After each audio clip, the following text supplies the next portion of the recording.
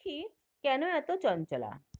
দেবী লক্ষ্মীকে চঞ্চলা বলা হয় মূলত তার চঞ্চল স্বভাবের কারণে। হিন্দু পুরাণ এবং শাস্ত্র অনুযায়ী দেবী লক্ষ্মী ধন, বৈভব, সৌন্দর্য এবং সমৃদ্ধির প্রতীক। তার চঞ্চল স্বভাবের পিছনে কিছু গুরুত্বপূর্ণ কারণ রয়েছে। কারণগুলি হলো, মা লক্ষ্মী সবসময় এমন জায়গায় বাস করেন যেখানে ভক্তির, ন্যায়ের এবং পরিশ্রমের সঠিক মিশ্রণ থাকে।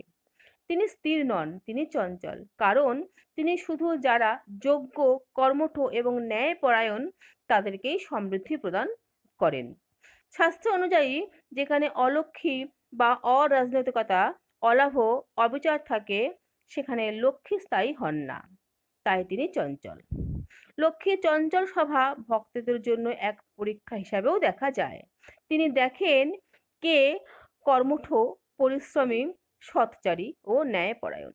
এর মাধ্যমে ভক্তরা ধন, সৌভাগ্য ও সমৃদ্ধির গুরুত্ব বুঝতে শেখে।